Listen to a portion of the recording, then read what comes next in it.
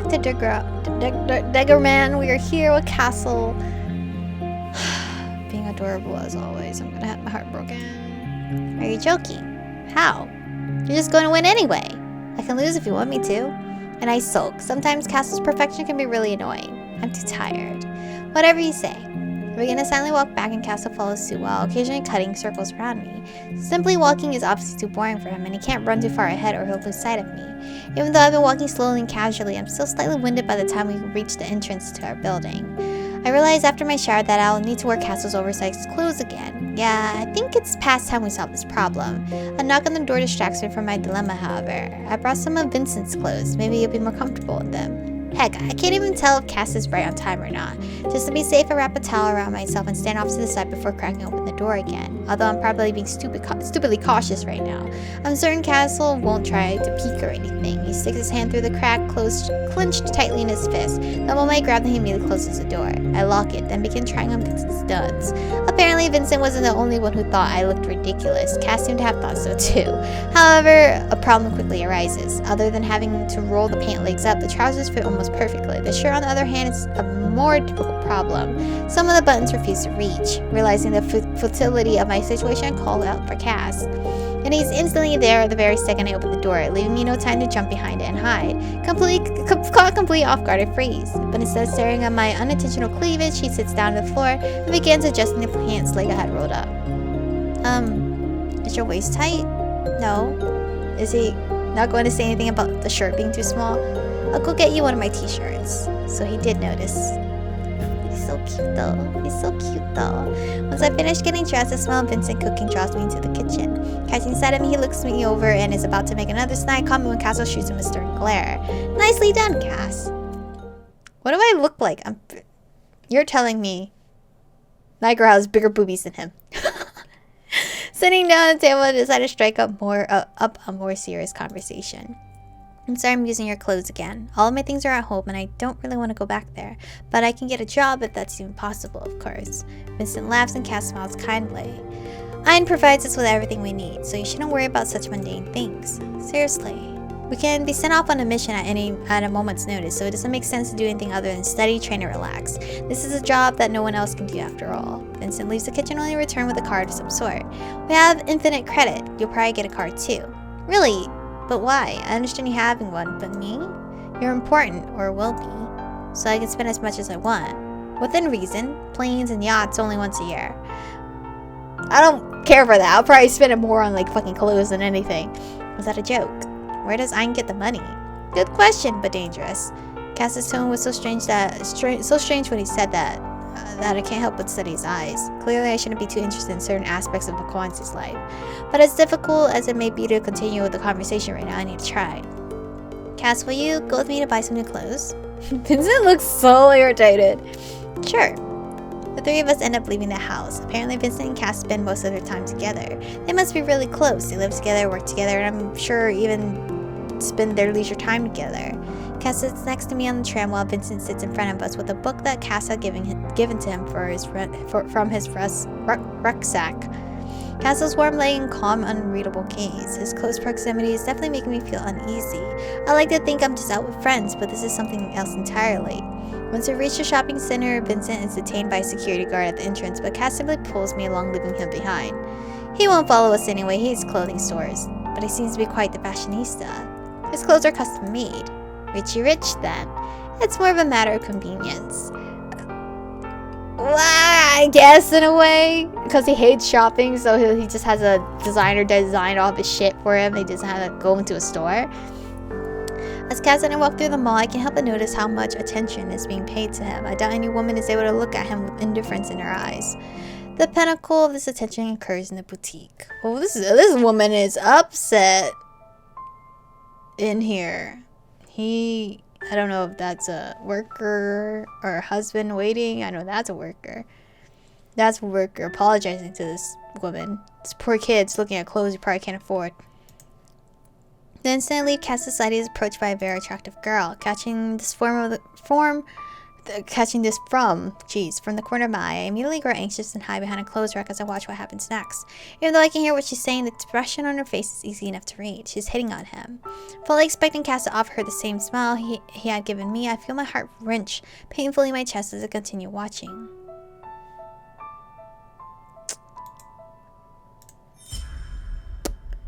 Decide the girl is his problem?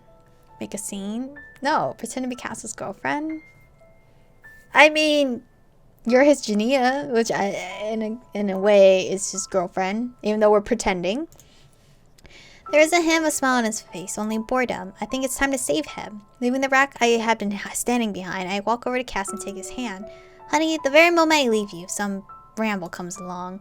The girl looks me over. I must seem odd to her. My pale, unpainted, yet attractive face, my athletic sneakers, and ridiculous-looking rolled-up trousers, and my t-shirt with its huge shoulders that are clearly meant for a man. The look on her face screams, God, who is he dating? What a mess.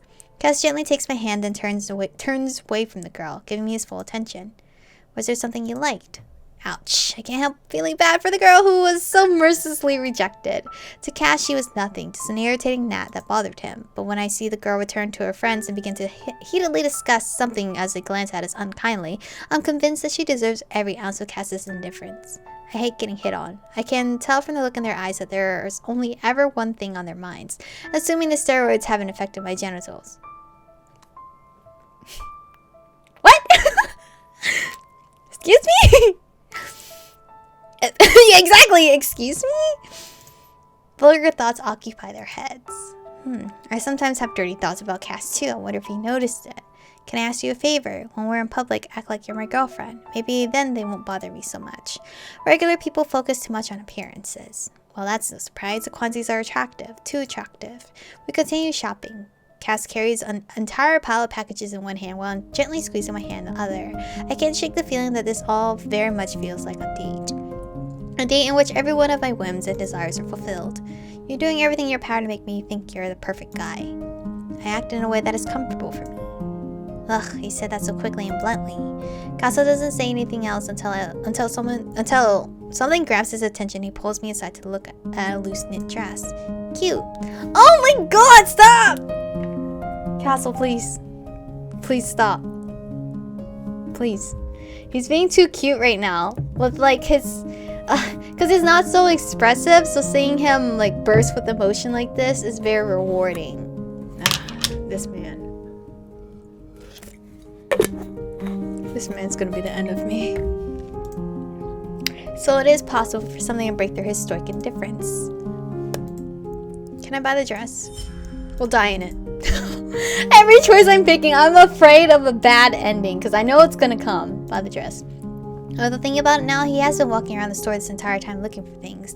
Clearly, he's been choosing clothes that suit his own taste. And now he's hinting that he'd like to see me in this dress. Of course I'm buying it. It's not exactly my style, but there's a part of me that really wants to please him. Besides, it looks comfortable enough to wear at home. Maybe a nice little dress like this will entice him to touch me. Alright, girl. Ugh, what am I even thinking? At the checkout, my tall companion smiles sweetly at me as the cashier rings up the garment. Aw, he seems happy. This man! Once we finish our shopping, we head to the coffee shop where Vincent is waiting. He's relaxing on a pillow-covered sofa while reading a book and sipping on an espresso. Seeing us, he comments snarkily. You bought a bunch of stuff and you still haven't changed out of that god-awful t-shirt. You're depraved. For some reason, despite buying all of the stuff, I didn't think to swap out of Cass's shirt. Maybe I just like wearing his clothes. I sit down by the window and Cass settles next to me. We order food and I watch Cass eat out of the corner of my eye. He even eats attractively. Despite his healthy appetite, there's no playing with his food or loud chewing noises. I remember one of the dates my mom set me up on. The guy was chomping and chewing like crazy. It was at that moment that I realized I prefer a young man who ate rather carefully. The list of Cassel's ideal characteristics continues to grow. Luckily, he hasn't done anything I'd find offensive yet. The reality of our acquaintance is quite perplexing. On the one hand, it seems I've imposed myself on the guy and he's only tolerating me simply because he's perfect. Or perhaps regrettably, Cass is playing the role of the perfect man in the hopes of taking advantage of me. Logically speaking, there's nothing about me that would attract someone like him other than the fact that I'm a Jania. The ace up my sleeve, so to speak, as cynical as it sounds. I'm neither exceptionally smart or beautiful, just slightly above average in most respects. The depression. You know, when you look at the guy you like and you're like, I'm under his league or whatever. As for Cass, given his appearance and personality, he could have a different girl on his arm every day of the week, and they'd be happy for it. But judging by that girl's reaction back at the boutique, he doesn't seem to be interested in a relationship. That or she just wasn't his type. My thoughts are interrupted by Vincent. Can you swallow your dang food? I'm about ready to cut it out of the mouth of yours. He's pointing a knife at me, but seeing how he jerks a second later, Cass has obviously kicked him under the table. You seem distracted. Is everything okay? Cass hasn't just noticed me. He's actually wiping my lips with his napkin. Oh, Cavendish. I wonder what that is. This perfectionist even cleaning my soiled face. How is this even possible? I'm worried that I'm embarrassing you and wasting your time with my shameless offer.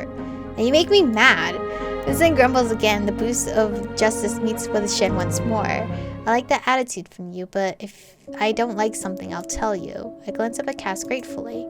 Hey, stop pouting. The sofa will be delivered soon. What does the sofa have to do with anything? You're restless when you sleep, which is why I don't want you sleeping on the bottom bunk anymore. Oh, so I'm the one who sleeps restlessly? Yes. You toss and turn so loudly. You kept me up all night long. You both sleep restlessly. Vincent and I glare at Cass, who looks tired of all the fighting. When my thoughts continue to torment me, I decide to ask for clarification and write back. If I can create quansi fields, then why can't he create a simple sofa? Vincent, who had taken his seat in front of us, turns to me and says in a hushed voice, Our apartment isn't a muted room. It's only linked to one. Thus, it's easier to bring in real things rather than maintaining created ones. When he finishes his sentences, I noticed a shudder run through him. I'm not sure why, but Ein seems to really unsettle the guy. We try to buy what we need. Again, there's no need to bother Ein with mundane requests. He already has a lot on his plate. He is, after all, the only known quansi who can create doors and fields. If I recall correctly, our department isn't the only one. I wonder how the others handle things like this. Does Ein work for all of them at the same time? Do they all use Lakul? Or do the other departments have duties that don't involve such ordinary matters? So many questions, and yet I'm sure no one will answer a single one of them. Or they don't have the answers to, girl. Not everyone has an answer to your questions, you know. Vincent turns away, and I feel like I can finally breathe again. My hand is still in Cass's. And now it has slipped onto his leg. Wasn't it dangerous of him to ask me to pretend to be his girlfriend? I need to be stronger. Will it help me feel better when I must inevitably leave him? No, I'm gonna die crying, sad, heartbroken, everything. The agonizing thought is interrupted by Vincent's voice as he speaks to someone on the phone while sounding quite displeased. Yes, accepted. Michiko's with me.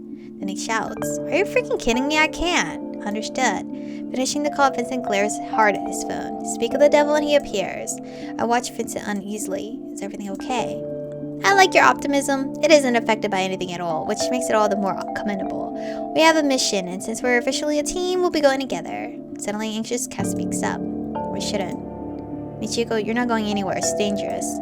Wouldn't it be just as dangerous to leave her behind? Michiko would be in a mutal room under Ein's protection. That is not an option. Why don't we let Michiko decide? In case you're wondering if you go, you'll only end up pissing me off. You're a damn headache, but objectively speaking, I think you should go anyway. If nothing else, we'll get to see what you're made of. How can I decide on something I don't even know what that something is? All you need to know is that it'll be dangerous. That's not giving me much to work with here. Well, I'm not telling you anything about the mission until we get there. Let me guess, there's no time for me to think about things. Nope, we're leaving today. Oh, wonderful. I'm being forced to make my decision while completely ignorant. Go. If I die with them, you know. I'm sure I'll develop as a quansi more quickly if I plunge right into the thick of things.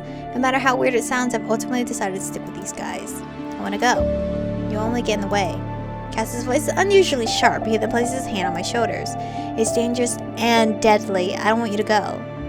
We'll get it done quickly and everything will be fine. If you're always protecting her from things, Michiko will never learn anything. Michiko will die before she learns. Well, either learn or you die. You know exactly how quansis manifest their abilities. Shut up. Holy crap, I can't believe Cass is getting so emotional right now. You'll have time to think about it before we get home. But I think you can't make a decision like this unless you thought about it for a few minutes at least. They're really not that friendly, are they? And they keep telling me conflicting things. Still, I pause to think about the situation a little bit carefully. Something tells me that if I don't go, I'll miss out on a lot of important and interesting things, and I'm too afraid to reach out. I'll end up stuck right where I am. Having thoroughly considered all of the pros and cons, I decide that I should definitely go, even if Cass is against it. Good. we die with him, you know? As we near the door to the apartment, I turn to Cass. I'm going with you. For a brief moment, Cass seems angry, but the expression is so fleeting that I'm certain it's just my imagination. It's your choice. I'll do everything in my power to make sure you don't get hurt. On Cass's advice, I quickly pack my things, although it seems the guys are already ready to go. Clearly, they're used to living out of a suitcase. What about the sofa? Don't worry about that. Everything will be fine. If anything, you should be worrying about not pissing your pants when you see a hex. Do you always have to compare everyone to yourself? Vincent is certainly vile. Ugh. Well, hopefully we're gonna be fine here and not die. Well, I don't think we've ever died in the hex area. Just injured, right? Because I'm trying to recall. Ragnar protected us thoroughly. Ryu, he just looked fucked up. Like, super fucked up. And then we died in a different way with, started with O. Rodian or some, whatever. And the other one I avoided completely by just walking home. Said, fuck Ryu, he can deal with it. So I think we shouldn't die here or have a bad ending here. Somebody's just gonna get obviously hurt. But thank you guys for watching today's episode. Stay beautiful, and I'll see you guys in the next one.